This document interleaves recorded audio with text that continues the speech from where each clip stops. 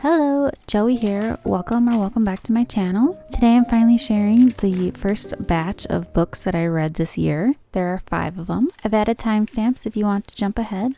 The first book I read was Solitary by Alexander Gordon Smith. It's the second book in the Escape from Furnace series, which is about a hooligan named Alex who is framed for the murder of his best friend after a failed break-in. He's sentenced to life in an underground prison called Furnace, where he's forced to work grueling hours under the watch of the guards and their hellhounds, and he quickly learns there's a lot more going on than it just being a prison. I didn't know what to do for this reading spread. I really wanted to draw a mutant, but it didn't turn out because I don't know how to draw. So I just tried to draw a hole with a person in it. When you can't draw, you have to improvise. This is the reading spread I did back in 2023 for the first book. You can see my drawing hasn't improved. I purchased the first book years and years ago, and by the time I finally read it, I thought I would just get a few chapters into it and then end up donating it. But I liked it enough to give it 5 stars, and it actually got me out of a reading slump. I can't speak for the whole series yet, but if you're a fan of books like The Maze Runner, you might enjoy this. It's pretty fast-paced, but it does get kind of gruesome. So if you don't like human experimentation, and I don't know why you wouldn't, then this book probably isn't for you. Am I happy with the first entry in my journal? Not particularly, but we move on. Book 2 was The Twits by Roald Dahl. I'm continuing my goal of reading all of his children's books. This one's about a horrible married couple who play nasty pranks on each other. And not even for social media content, since this was published in the 80s. They do it just to be mean. To be honest, I can kind of respect that. Just like I can kind of respect Mrs. Twit carrying around a cane to beat children with. But then again, she also hits animals, and that's just awful. They also use glue to catch birds to make into bird pie, and the poor monkeys, which are their pets, are forced to do handstands all day. They don't all have 5 fingers. Maybe these people cut them off. Can happen. I wish I would have spaced out the title better because I would have put the monkeys at the top of the right page. Look at that. Was this what inspired them? I'm actually not mad at how this turned out because I can't draw, but I am pleased that it somewhat looks like what it's recognizable, right? Then I read I Never Knew That About Ireland by Christopher Winn, which I picked up at the library. The book is divided up by the 4 provinces in Ireland and the counties that fall within them.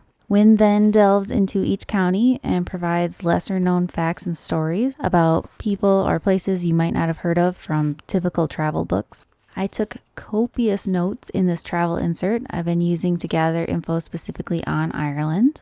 It's a dream of mine to not only visit Ireland, but to dazzle and annoy my travel companions with random factoids. Like the legend behind the creation of the River Shannon, which at a length of 223 miles is the longest river in the British Isles. So in the story, some young upstart named Shannon, seeking knowledge, bothers the salmon of wisdom, but only the druids are allowed to consult with the salmon. So it floods the pool it lives in and sweeps Shannon away to the sea, thereby creating the river. I really did enjoy this book. I do wish it was more current since it was published back in 2006. There was also a misprint on one of the dates, and even I knew the math wasn't mathing, so I had to look it up, and then I left a post-it in the book with the correct date for future readers. Despite it not being the most up-to-date, I would recommend it if you're interested in traveling to Ireland, or even just to learn some of its history and legends. Or you may be more interested in the other destinations in Winn's I Never Knew That series, such as England or Scotland. So yeah, definitely worth checking out. I started listening to Cal Newport's podcast at the end of last year after I kept hearing his name on various planner podcasts. He's kind of exhausting to listen to, especially in the morning when I'm walking my dog. It's just too much productivity before 10 o'clock. I gave the book 4 stars. I do think it's worth reading. Kind of sent me into an existential spiral, making me wonder what I'm doing with my life. But most things do that. So I am kind of glad that I got it from the library rather than buying it. I don't know if it's one that I would reference again and again. I basically copied down the whole book in my notes anyway, so I think I'm set. I decided to island hop from Ireland to Japan and check out The History of Japan by Louis G. Perez. I would have preferred something published within the last decade, but this was the only book they had at the library at the time. I understand it's a monumental task to condense the history of an entire country and its culture into a single volume. Last year I read a similar book about Ireland, published around the same time as this, and the author did a much better job. So it is possible. I just don't think this author was particularly skilled enough to handle it, nor was his editor for that matter. I came across 2 sentences in a row that started with "in the meantime." That's just sloppy. And worst of all, the author kept intruding on the text with his thoughts and opinions. And I know that's going to happen when you write anything, but this guy just really irritated me. He kind of came off as condescending. He was just very judgmental, and I don't know why I wrote down that I was going to give it 3 stars in my journal entry. I decided to downgrade it to 2. So obviously I wouldn't recommend it. There are more updated books out there. But it did work for what I wanted it to, which was to use it as a springboard for diving into Japanese history. I'm doing the same thing for Japan as I did for Ireland, where I created a journal insert. It's just somewhere that I can gather information on Japan and use it eventually for when I travel there. That's all of the books I have for this video. I'm hoping the next batch will be a bit more exciting.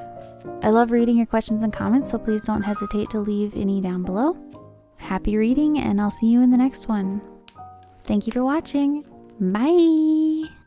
I'll tell you what I told my boyfriend when I showed him my drawing. You have to look at it from a distance and squint, and it might look halfway decent. And if you close your eyes, it'll look phenomenal.